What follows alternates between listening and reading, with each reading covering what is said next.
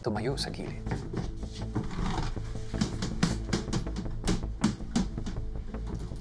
Hello, hello. Elevator number huminto sa ika-29 na palapag. Dapat ito ay isang pagkabigo sa kagamitan o may pagkawala ng kuryente. Maaari mo bang tulungan akong suriin ito? Okay, huwag kang mag-alala. Panatilihin ang kaligtasan. Mabuti. Huwag matakot.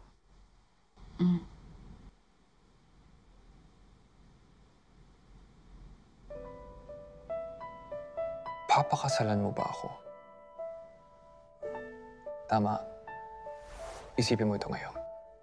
Hindi ko pa iniisip.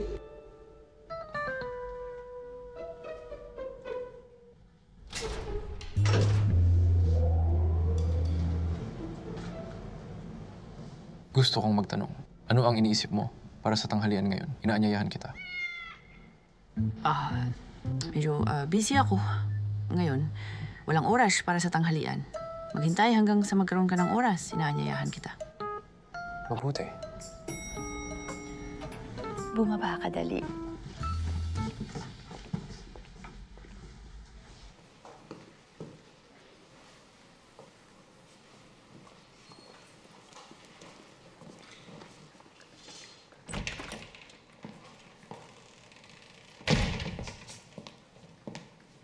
Lucianing. Sumama ka sa akin sa conference room.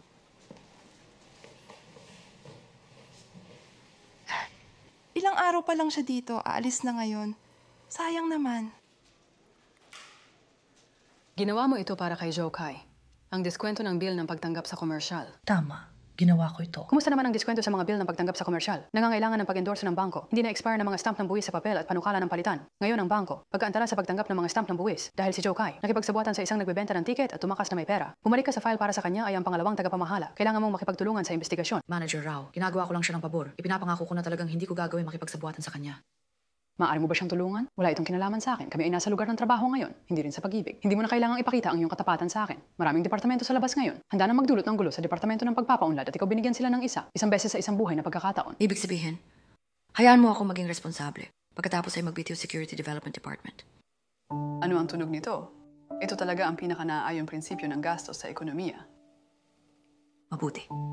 Tapos naintindihan ko, pwede akong pumunta, pero hindi ko kaya. Magdala ng ganong malaking sisihin. Patunayan ko ang aking inosente. Lumabas muna ako.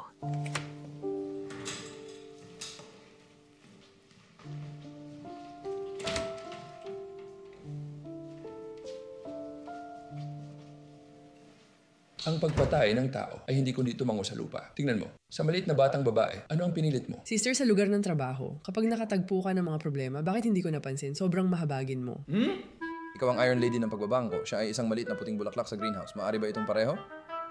Sobrang sigurado ka kaya niya ito. Hindi ako sigurado. Pero naniniwala ako. Ilagay ito sa kamatayan at mabuhay sa ibang pagkakataon. Paano ang tungkol sa mga taong masyadong mahabagin sa kanilang sarili? Walang malaking tagumpay. Napakaganda ng tagumpay mo. Kung gagawin niya ito, maaaring harangan ang lahat ng labas ng mundo, mga katanungan tungkol sa aming departamento ng pag-unlad. Paano kung hindi niya ito magawa? Hindi rin ito kailangan ng aming departamento ng pagpapaunlad gumastos ng sweldo. Pumunta at itaas ang isang idol. Ang pinakamahusay sa parehong mundo. Ikaw ay talagang interesado sa sarili. Tapos paano ako pumunta? Sabihin mo kay Mr. Jiang, ang aming manager na si Zhao. Hindi ko kailangan ng sweldo sa susunod na buwan. Nagtatrabaho kami ng pagmamahal. Hiniling sa iyo ni Mr. Jiang na pumunta sa kanyang opisina. Bakit hinahanap ako ni Mr. Jiang? Palawakin ang isa impormasyon sa illegal na diskwento. Ilagay ito sa iyong mesa. Nakita mo ba ito? Oo, nakita ko. Tumakas ang handler. Sinasabing pangalawang tagapamahala. Siya ay isang batang babae. Mula sa labor dispatch, pakiramdam ko, kakayahang magpadala ng paggawa. Hindi lang gumagana. Kailangan mong suriin ito ng mabuti. Ang aming compliance department ay gumagawa ng mga bagay kailan umaasa ito pakiramdam at pagkiling. Hindi ito gagawin.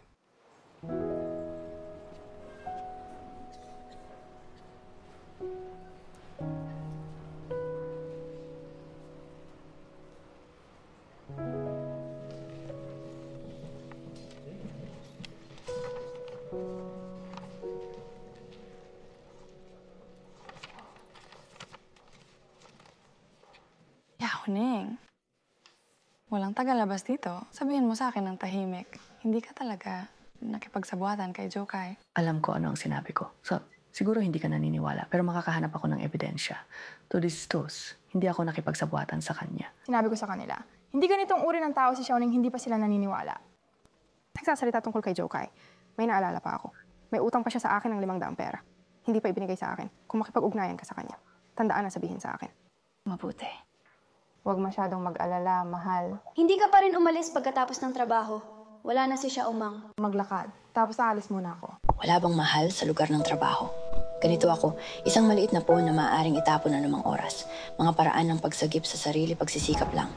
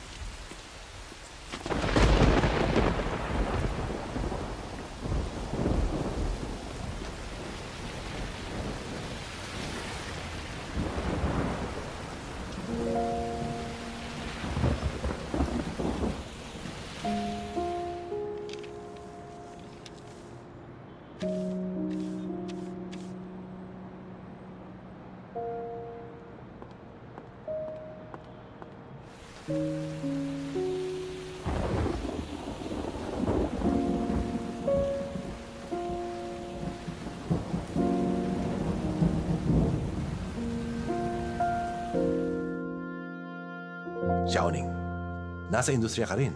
Napakatagal ng pagtatrabaho. Bakit hindi ko pa nakikita ng malinaw? Mga mapagkukunan at koneksyon, mas mahalaga kaysa sa kasipagan. Sa tingin ko lang maging patas. Uy, kayo din, ang pagiging patas ay ibinibigay sa iyo ng korte. Hindi ito maibibigay sa iyo ng lugar ng trabaho. Maraming departamento sa labas ngayon handa nang magdulot ng gulo sa departamento ng pagpapaunlad at ikaw binigyan sila ng isa-isang beses sa isang buhay na pagkakataon. Ibig sabihin, hayaan mo ako maging responsable pagkatapos ay mag-BTO Security Development Department. Ano ang tunog nito? Ito talaga ang pinaka-naayong prinsipyo ng gastos sa ekonomiya.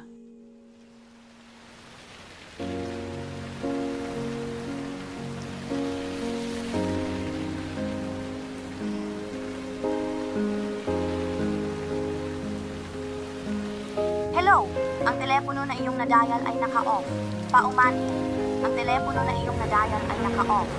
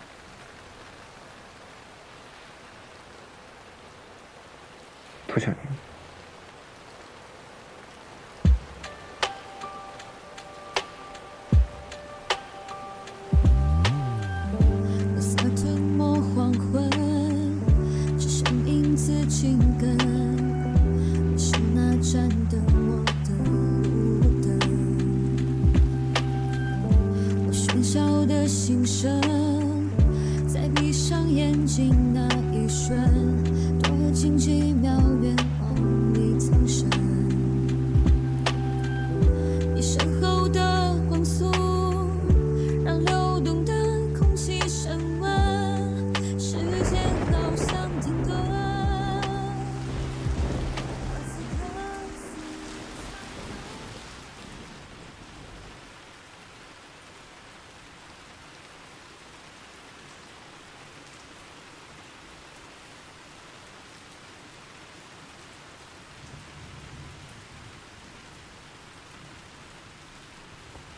Magpakasal tayo.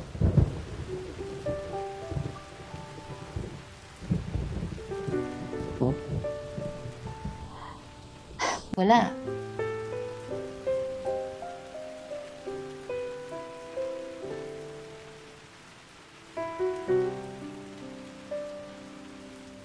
Dati narinig ko ang isang pahayag. Sabihin na umuulan, ito ang mga paputok ng kalikasan. Tik ng ulan. Ito ang tunog ng pagsabog ng mga paputok. Dati ko, dahil sa pangungusap na ito, palagi kong gusto ang ulan. Pagkatapos, alam ko umuulan pala. Hindi ito magiging paputok. Sa halip, ito ay magpapatawad ng putik sa buong sahig. Salamat sa kape. Sobrang matamis. Miss Kita ngayon, baka kailangan ng matamis. Kaya sa loob ng kape, nagdagdag na piraso ng asukal. Muntik na akong makalimutan. Ikaw ay mula sa Departamento ng Pagsunod. Aking negosyo. Alam mo na ba ito? Ay... Nakikipagkita sa mga lumang kaklase ng ibang tao. Hindi ipinakita ang iyong sarili. Isang matagumpay na karera yon. Ipakita ang iyong sarili. Masayang kasal. Ilang beses kitang nakilala. Talagang walang blind spot sa lahat ng direksyon. Dalhin ang nabigo kong buhay. Ipinakita muli. Hindi. 27 taong gulang at walang asawa. Hindi ito isang kabiguan. Paano ang trabaho? 3 taon akong nagtatrabaho sa lobby. Kung ang iba ay nagsusumikap. Tapos nagsusumikap lang ako. Ngunit napakahirap. Hindi rin ako naging regular na oras. Huwag mong sabihin kung hindi ka naging regular na regular. Bakit? Ipinadala din ako sinasabing ang pagpapalawak ng Dairuining Ancient Pagoda. Ang pinaka nakakatawa ay nagpapalawak ako ngayon ng isa. Hindi na ako makatayo. Ang aking pagnanasa, hindi talaga mas mahusay kaysa sa mga regular na empleyado. Isang punto na mas mababa. Hindi sapat na magkaroon ng sigasig sa nakon. Ang problema ay hindi malulutas. Kailangan mo pa rin mag-impake at umalis. Alam ko. Pero naniniwala ako. Hanggat ito ay isang bagay na nagawa, tiyak na magkakaroon ng mga bakas. Pinaghihinalaan ako ngayon ay dahil mga bakas na iyon. Hindi pa natuklasan. Ngunit dapat itong umiiral. Naniniwala ako na mahahanap ko ito. Kaya dahil sa trabaho, kahulugan, dahil sa pagsusumikap nitong 3 taon, ikaw ay makakaramdam ng pagkabigo at ayaw. Tama ba? Alam ko na ito ang yung sa impresyon ko to, Xiaoning. Hindi madaling susuko. Gumagamit ka ang paraan ng pag-agresibo? Masyadong makaluma. Ngunit gumagana ang epekto, hindi ba? Naisip mo na ba kung paano malutas ang bagay? Ikaw ay mula sa Compliance Department. Ako ngayon ay pinaghihinalaang. Para kaming dalawa, hindi natin maaaring pag-usapan ito ng pribado, di ba? Pero hindi kita sinundan ibunyag ang anumang tungkol sa paghawak ng kagawaran ng pagsunod. Ngunit ang trabaho ay trabaho, kailangan pa rin natin kumilos ayon sa mga regulasyon. Halika na kaklase na si Tu Xiaoning. Responsibilidad. Kapag nakikitungo sa iyong problema, hindi ako makasarili. Huwag kang mag-alala. Kaklase na si Ji Yuheng. Hindi ako magiging ganoon kadali. Umalis sa pagpapalawak ng bahagi.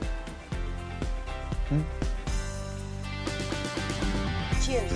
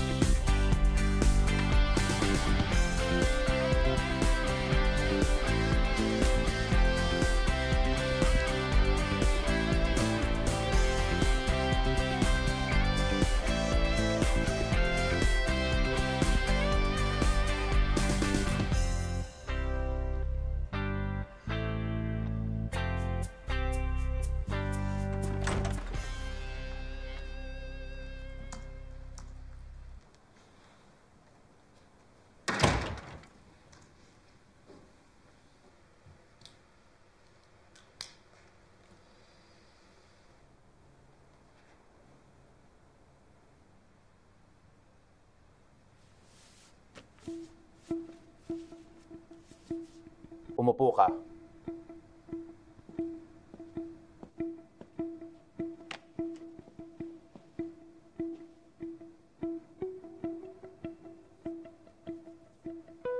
Magsimula tayo. Husya Uning, kailangan nating i-target ngayon mga issue sa negosyo ni Joe Kai. Unawain at suriin ka. Bilang isang empleyado ng bangko, kailangan mong tratuhin ang iyong susunod bawat salitang sinasabi at ang pagiging tunay ng bawat salita. Maging responsable. Walang maitatago. Naiintindihan mo ba? Maunawaan. Itatanong ko sa iyo ang unang tanong ngayon. Ang dalawang negosyong ito na pinangangasiwaan ni Joe Kai, ikaw ba ko-organized mula simula hanggang katapusan? Responsable lang ako i-archive ang lahat ng mga file. Magang koleksyon ng data at pagpuno ng impormasyon. Lahat ni Joe Kai, personal na pinangangasiwaan. Magagawa ito sa kumpanya. Natagpuan ito sa website ng opisina. At ang aking kasaysayan ng chat kay Joe Kai. Patunayan din nito ang sinasabi ko. Tama ang katibayan ko, ta.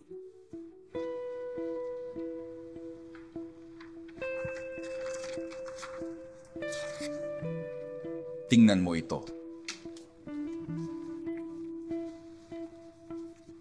Nalaman mo na ba ang tungkol sa isang diskwento? Ano ang partikular na pagganap? Hey. Tulungan ko si Joe Kai. Kung wala ka gawin ang dalawang negosyong ito, wala rin akong pakialam sa sarili ko. Sa dalawang negosyong ito, pamamahagi ng pagganap. Bagamat assistant ako sa account manager, kutingkin ako ay isang labor dispatch worker.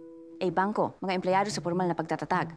Ang aking paraan ng pagkalkula ng sweldo, kasama ang iba pang regular na empleyado. Iba ito. Wala akong sariling mga customer. Naturally, walang pagganap. Sa ebidensya na ibinigay ko, mayroon akong payroll card at sa aking pangalan. Pagbabayad ng lahat ng bank card, maaari silang patunayan, hindi ko pa natanggap anumang stroke. Mga pagbabayad sa pagganap at anumang stroke, hindi kilalang pera. Yung sinabi mo sa itaas, mayroon bang anumang pagtatago? Mayroon kaming pangkalahatang pag-unawa sa sitwasyon. Maaari kang bumalik muna. Salamat. May tanong pa ako.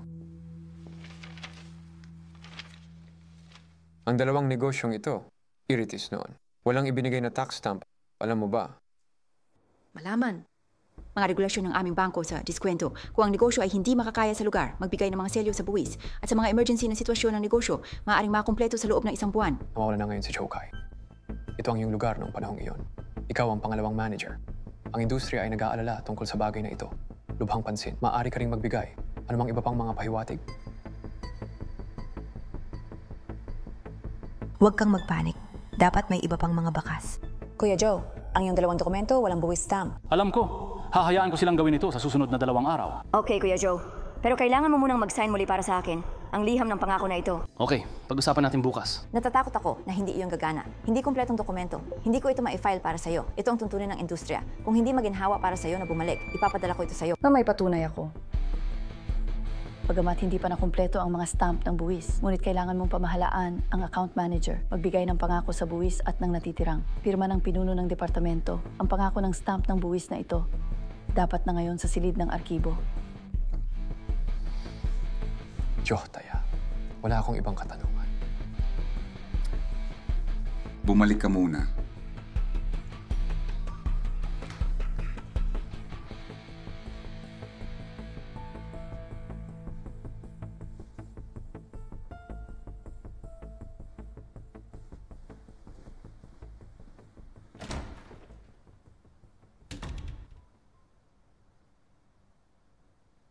Mabuti.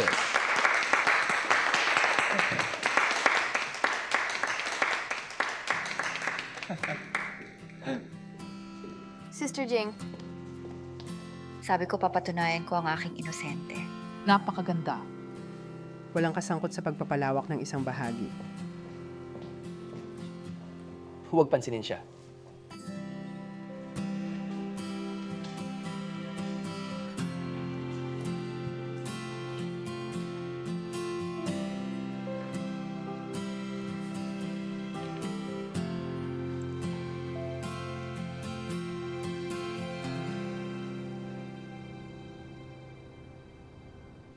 Tingnan mo ano ito. Tama, hindi ako may nasa shopping cart. Basta gusto ng kapatid ko. Kahit na ito ay isang perlas sa langit, tinanggal ko rin ito. So, medyo mahirap bilhin. Salamat. Okay, hanggat masaya ka. Maanghang o hindi? Masarap. Paano kung magpakasal tayo? Magpakasal tayo. Ganap na isang magandang kasal sa loob ng 100 taon. Ang index ng kaligayahan ay maaaring lumampas sa buong mundo. Mahigit sa 70% ng mga mag-asawa. Okay. Galing mo muna ang iyong klase. Huwag kang makipaglaban, Kai. Dairoy hanggang sa kamatayan. Nakikita na ang iba ay pumupunta sa trabaho. At pumupunta sa trabaho. Parang natututo ka sa banal na kasulatan sa trabaho. Hakbang-hakbang na sakuna. Sa pagkakataong ito, Tudela Kin, medyo kapanapanabik. Okay lang. May mga marangal na tao na tumulong sa'yo. Sino ikaw yung mga kaklase at kasamahan ng Dayami? Nabanggit niya ako ng maaga, bigyan mo ako ng pansin, mga detalye sa ibaba ng mga patakaran, at kapag nagtatanong, mukhang malupit siya. Tudela Kin nagtanong ng maraming isang lugar na hindi pinapansin ng lahat. Hindi lang pinalaya ako ng hinala. At hayaan ng mga tao ni Dairoy na makita ito, ang aking napaka-professional na panig. Mahusay na kondisyon, mahigpit at maingat. Sa tingin ko, interesado siya sa'yo. Nag-propose siya sa akin. Ano? Nag-propose siya sa akin. Panukala? Sumang-ayon ka? Siyempre, hindi ilang beses lang akong nagkita. Ipakasal ko siya. Ano ito? Napakaganda ng kanilang mga kondisyon. Bakit mo ako pipiliin? Wala kang pakialam kung bakit kanya pinili. Isipin mo ng malinaw bakit mo siya pinili. Hindi ba maganda? Mga kondisyon tulad ni Ji Yuheng. Kung bibitawan mo, ibalik mo siya sa blind date market. Tiyak na wala na. Hindi mahanap ang pangalawa. Yun ay totoo. Ang kanyang mga kondisyon. Ganap na kabilang siya.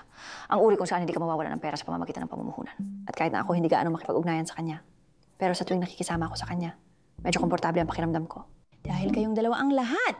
At ito pa rin sa buhay yugto ng blind date. Nakatagpo ng pagkakataon, nagpadala din siya sa iyo paanyaya sa kasal. Hindi ka kapalaran ba ni Yuelao na i-twist ang mga steel bar? Ano ang mali kung hindi mabilis ang proseso? Isipin mo si Lucy Jing. Sa huli, ang matatag na kasal ay hindi. Walang nasasabik na pag-ibig. Wala. Wala. Yun ay totoo. Nasaan si Lucy Jing? Tinuruan mo ako ng leksyon. Ipaalam niya sa akin. Ang haba ng oras, walang paraan upang magpasya. Maganda o masama ang pagtatapos. Kaya kung gusto mong sabihin ito, flash marriage, maaaring hindi magkaroon ng magandang pagtatapos. Tama ba? Oo. At nakuha ko mula sa'yo. Hindi mahirap makita sa pagitan ng mga linya. Bagamat, hindi ko pa nakilala ang taong ito. Kuitingkin, siguradong kaya niya. Gawing scam si Lucy Jing sa ilang segundo. Naalala ko pa itong Lucy Jing. Ano ang sinabi mo noon, labor dispatch? Minamaliit ang iyong trabaho. Nagagalit ako sa pag-iisip ko. Ngayon, natagpuan mo ang iyong minamahal. Bigyan siya ng boomerang.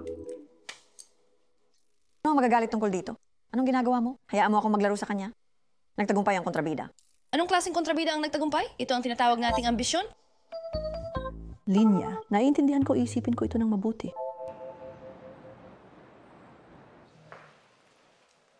Manager Zhao. Salamat. Xiao Tu. Ang usapin ni Joe Kai. Ang Departamento ng Pagsunod ay hindi masyadong nahihiya para sa iyo. Meron ka bang mga kakilala? Kung may kakilala ako, hindi naging regular na empleyado sa loob ng 3 taon. Hindi masyadong makatotohanan. Huwag kang nahihiya.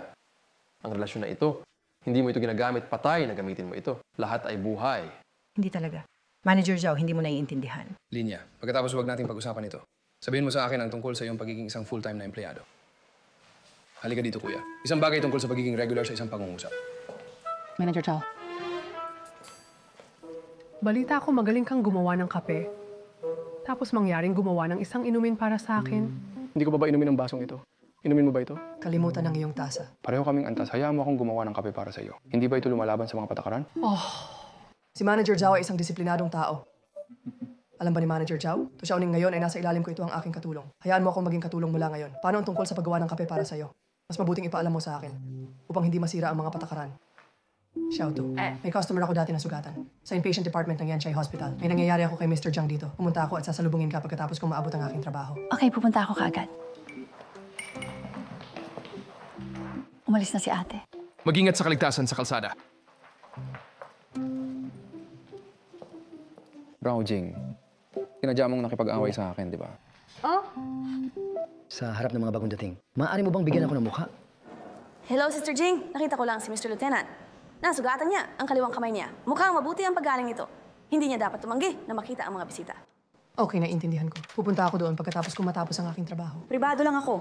Nakipag-ugnayan sa kanyang tagapag-alaga. Parang kaninang umaga, dumating din ang mga tao mula sa ibang bangko. Naiintindihan ko. Pumunta doon ngayon. Hello, hello. Gusto kong mag-order ng isang palumpon ng mga sunflower ipinadala sa ospital. Mabuti. Salamat. Si Hong? Bakit siya nandito?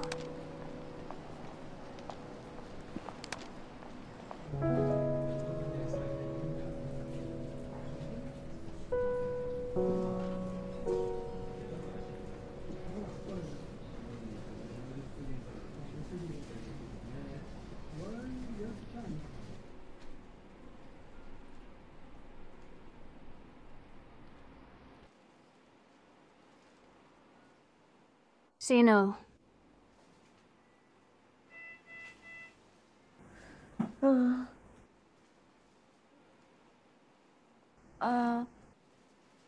Paumanhin tita, nagkamali ako. Excuse me. To Xiaoning. Bakit ka nandito? Ha? Xiaoning? Ikaw si Xiaoning? Girlfriend ni Yuheng. Halika. Halika. Halika. Nanay, sinabi ng doktor na hindi ka pwedeng umupo sa lahat ng oras. Bakit ka bumangon? Araw-araw akong nakahiga. Tama. Dumating si Xiaoning para makita ako. Masaya ako. Halika. Halika. Oh. Tiyahin. Paumanhin. Ngayon lang nakita kita. Ito. Okay lang ito. Ito ay para sa'yo. Ay, bumili ka pa ng napakaraming bagay. Okay lang, okay lang. Patuloy na sinasabi ni Yuheng. Sabihin mo, abala ka sa trabaho. Nooret. Maging nakatuon sa karera. Halika, halika, halika. Xiaoning, tingnan mo ako unang pagkakataon na nakikita ka. Ganito ako. Paumanin. Hindi, tita. Ganito kang maluwalhating ngayon. Makinig sa doktor. Panatilihin ang iyong katawan. Ang batang ito ay talagang marunong magsalita. Xiaoning, nasaan si Yuheng? Maliit, murol lang. Ganong klase siya. Maraming salita sa aking puso taong hindi nagsasalita. Kailangan mong maging mas mapagpasensya. Han, medyo mabuti. Kutingkin, kung magsalita siya, iyan ang pangako. Magiging seryoso habang buhay.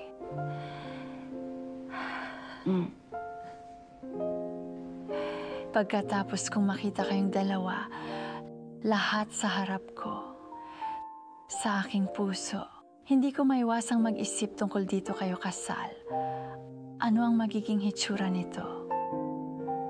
Mga bata, ito ay tiyak na magiging napaka-cute. Nanay. Tiyahin. Tiyahin. Nanay, humiga muna tayo. Tita, okay ka lang ba? Dumating. Dumating. Lumabas muna ang aming mga pamilya.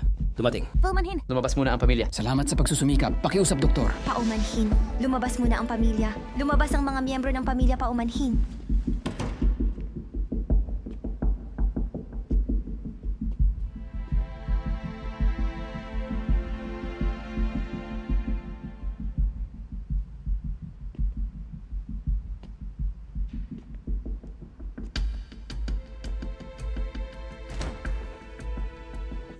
Doktor, kumusta ang nanay ko? Humiga lang siya. Pwede kang pumasok mamaya. Ang kanyang kasalukuyang sitwasyon hindi masyadong maganda. Ganito ang sitwasyon ng nanay mo ngayon. Kasunod na paggamot, nangangailangan ng maraming gastos. At kahit ganun, hindi rin namin ito ginagarantiyahan gaano karaming oras ang meron siya. Kailangan mong maging handa sa pag-iisip. Hanggat may kaunting pag-asa pa, hindi ako susuko. Salamat sa iyong pagsusumikap.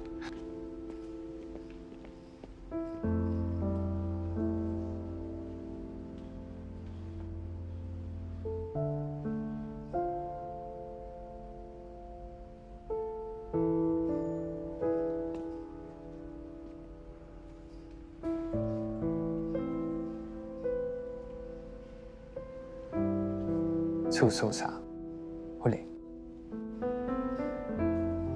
Nanay ko, sumasailalim sa chemotherapy. Sa totoo lang, hindi na kailangan gumawa ng lahat ay ordinaryong tao. Makakatagpo ang ganitong uri ng problema.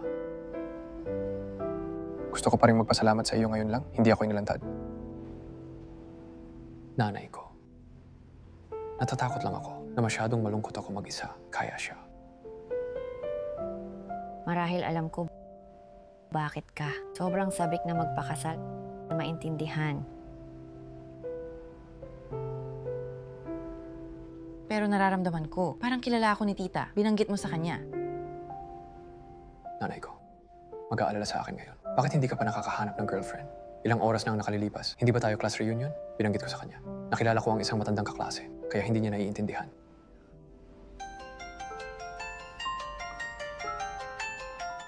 Hello, hello. Hintayin mo ako doon. Pupunta ako kaagad. Salamat. May gagawin ka bang pumunta sa ospital? Mm. Pumunta ka muna sa abala. Kaya ano ang kailangan mo? Tawagan mo ako. Salamat.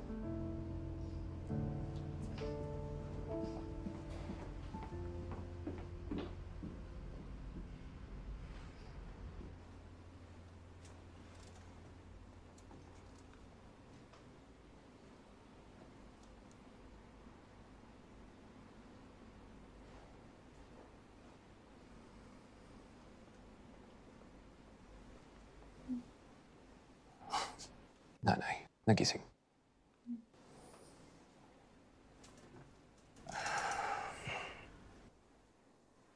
Kilala ako ni Xiaoning. Sa unang pagkakataon, ganito ako. Natakot mo ba siya? May nangyayari sa kanyang trabaho. Bumalik muna ng maaga. Habang nag-aaral, palagi kong naririnig na binabanggit mo siya. Girlfriend na ngayon. Sa wakas ay nakita ko ito.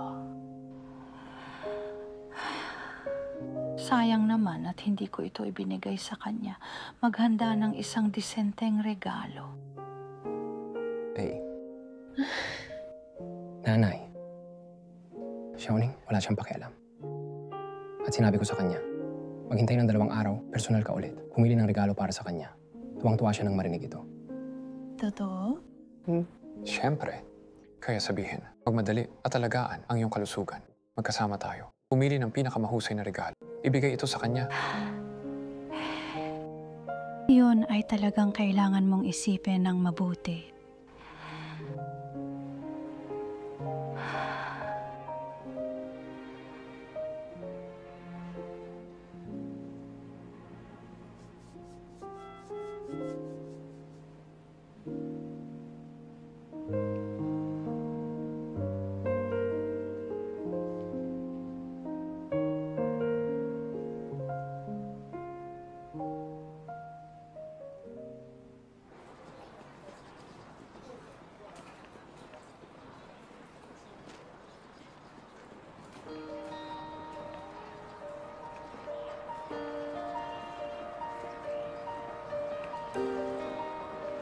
Xiaoning, bakit hindi ka pa umalis?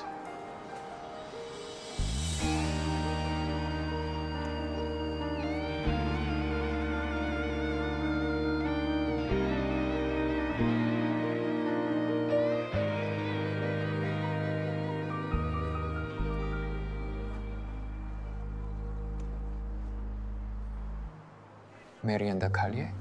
Tinatawag ding humanoid conveyor belt sushi. Ito lang ang mga masasarap na bagay na hindi ko hinawakan. Gumagalaw tayo. Hindi ka masanay. Ang ganitong lugar, tama ba? Nung nasa paaralan ako, kung maaari kang nasa Snack Street, kung mapagtanto mo ang kalayaan sa pagkain, yun ang bawal.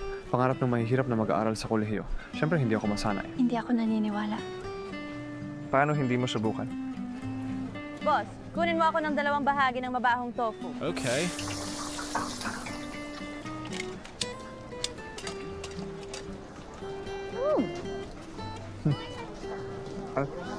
Katamtaman din ang lasa. Hindi ito pinirito ng sapat na mahaba. Ang panlabas na balat ay hindi sapat na maluto. Isaksi. Masyadong kaunting sopas, hindi sapat na makapal. Hindi kasing ganda ng sa aming paaralan. Hindi kumbinsido ang aming paaralan. Maglakad sa Uraba Kofta.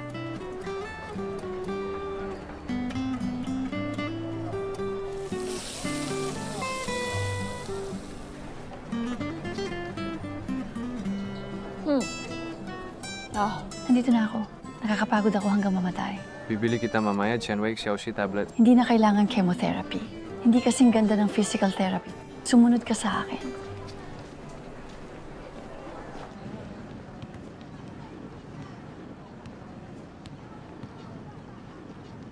Bakit bigla mong naisip na pumunta dito? Gusto ko lang mamasyal. Alamin ang tungkol dito. Huwag kang mag-alala tungkol sa buhay. Huwag mag-alala tungkol sa trabaho. Walang nararamdaman ng pagkabigo. Buhay sa kolehiyo. Gaano kaganda. Inaasahan ko rin ang mga oras na yun. Makakapagtapos sa lalong madaling panahon dahil sa maraming bagay. Ang mga matatanda lamang ang makakagawa nito. Inaasahan ko rin ito. Inaasahan kong magkaroon ng isang trabaho na ipinanganak patungo sa araw. Isang masayang nakikitang kasal. At 2:00. Isang hinaharap na inaasahan. Maganda ang tunog. Naisip mo na ba kung paano ito makamit? Bagamat ang development department, hindi ito ang gusto kong dumating. Pero ngayong nandito ako, gagawin ko ang aking makakaya. Magtrabaho ng mabuti. Kung tungkol sa kasalan, ngayong panukala, seryoso kong iniisip. Ilang beses na nakipag-ugnayan. Sa tingin ko, ikaw ay isang napakagandang tao, napakakaangkop, mga taong pumasok sa kasal. Basta, palagi akong nagkaroon ng tanong. Bakit ako? Kahit para sa tita ang iyong mga kondisyon. Magkakaroon din ng maraming pagpipilian. Bakit mo ako piliin? Dahil kasama mo ako, meron akong pakiramdam ng fit at pakiramdam ng kapayapaan.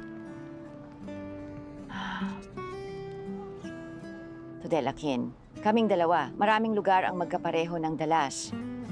Tapos, maiintindihan ko ito bilang, kasi kaklase kami. Alamin ang mga ugat. Sa kasal, hindi kailangang magkaroon ng pag-ibig. Mahalaga rin ang ginhawa at katatagan. Tama ka. Gumamit ng isang hindi inaasahang saloobin upang ihanda ang daan para sa kasal. Siguro araw-araw pagkatapos, maaaring magkaroon ng mga sorpresa. Hanggat mababa ang panimulang punto, ang kaligayahan ay sapat na mataas. Pero ngayon ako, gulo ang trabaho. Medyo hindi patas sa'yo. Paano? Ang karera ay bahagi lamang ng buhay. Ang kahulugan ng kasal, hindi ito dapat lamang ang layer na ito. Gusto mo? Kung totoo, pagpasok sa palasyo ng kasal, may isang tao pagkatapos mong pagod, naghihintay sa'yo sa bahay. 2 tao ang nanonood ng sine ng magkasama. Nakatagpo ng isang mahirap na trabaho. Maaari tayong pag-usapan ng mga countermeasures sa isa't isa. Magreklamo tungkol sa trabaho ng sama-sama. At pamumuno. Hindi ba ito lahat ng pakinabang ng kasal? Parang medyo maganda. Walang sinuman. May mga regulasyon. Oo ba? Pagkatapos lamang ng tagumpay at pagiging sikat para magpakasal. Ang aking perpektong kasal. Dapat 2 tao nang magkasama. Inaasahan ito. Ano ang magiging buhay sa hinaharap? Buksan ito at tingnan. Ano ba talaga ang nasa loob doon? Shla. Matapang lang. Magsimula ng bagong buhay. Baka may tamang sagot. Jiho. Naisip ko na. Magpakasal tayo. Kunin ko ang sertipiko bukas.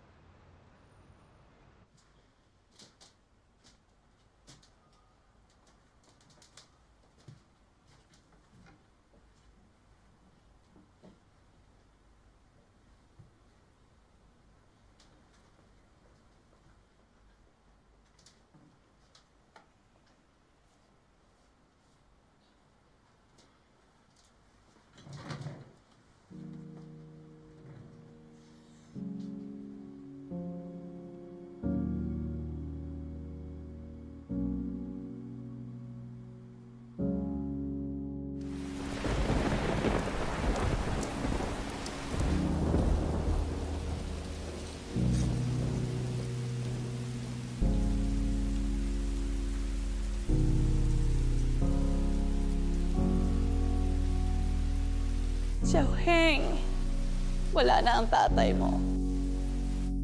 Ang bahay na ito mula ngayon, 2 lang kaming natitira.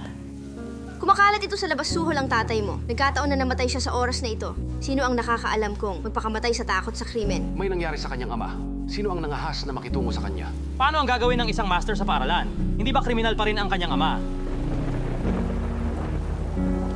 Los ng baboy? Los ng baboy?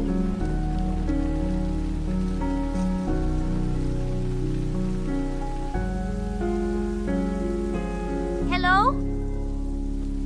Huwag maging impulsive!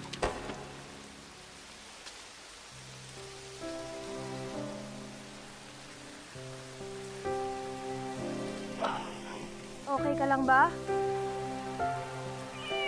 Kaya hindi dapat nasaktan. Tinatanong kita, okay ka lang ba? Ji Yuheng, tama ba? Narinig ko talaga ito ilang bagay tungkol sa iyo. Paminsan-minsan lang. Naririnig ko ang pag-usapan ng iba. Hindi talaga masyadong malinaw. Pero gusto ko lang sabihin sa'yo, kailangan mong umasa sa lahat. Patuloy kang tumingin sa likod. Madalas kang kailangang harapin ang pagkawala. Ngunit kung umaasa ka, magkakaroon ng marami. Iba't ibang ani.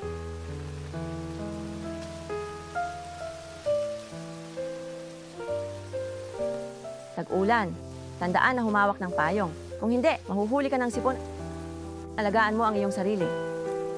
Ibibigay ko sa iyo ang payong na ito. Tulungan kang makaligtas sa pinakamahirap na oras. Maghintay hanggang matapos ang ulan at maayos ang langit.